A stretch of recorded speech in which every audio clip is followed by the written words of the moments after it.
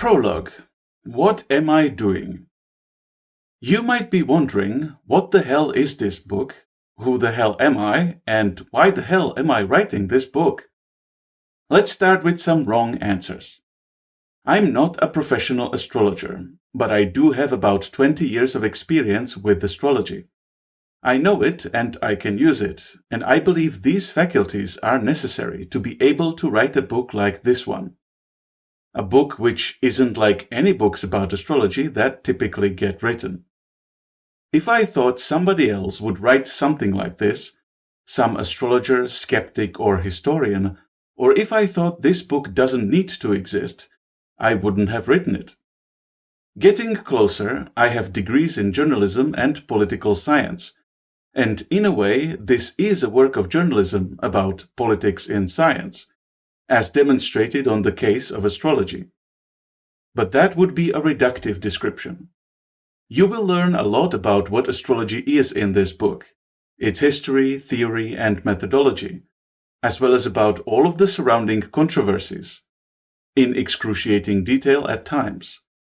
I was joking around with the book's cover a little bit, but the warning is sincere. The most important part of the answer relates to the question of why I'm writing this book, why I think it needs to exist. It's somewhat complicated, but I'll do my best to explain myself. Consider this.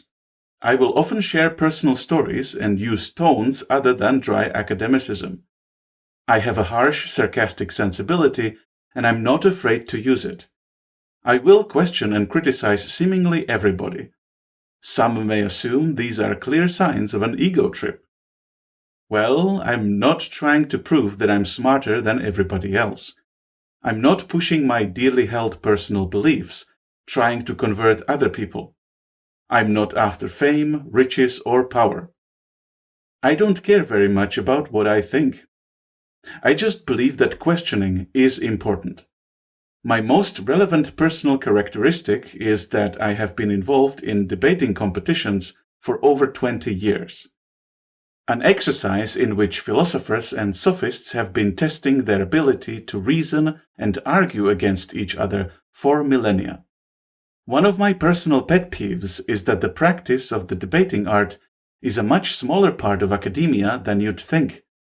I believe that what some of the leading experts need, every now and then, is to be asked by someone who doesn't have all the answers, the kinds of questions that will make them realize that maybe they don't really have all the answers either, like Socrates used to do. If the experts are being particularly obtuse or facetious, maybe what they need is to be a target of a sarcastic stunt, the likes of which Diogenes used to pull, like when Plato defined man as a featherless biped, and so Diogenes barged into his class with a plucked chicken, declaring, "Behold, I've brought you a man," forcing the academy to add, "with broad flat nails" to the definition. To be clear, the experts in this analogy include astrologers and skeptics alike. Bad arguments are bad arguments. It doesn't matter who utters them. Or at least it shouldn't. If I have anything that could be seen as an agenda, this is it. I wish to contribute constructively to the debate, make it better, to help move our understanding of the universe and ourselves forward, even if everything I argue in this book will turn out to be wrong in the end. I wish to be challenged. I wish my arguments aren't accepted at face value. For that purpose, it is helpful that I don't actually have any perceived authority in the matter. Should you find you have anything you want to say to me, bring it on. Find me online.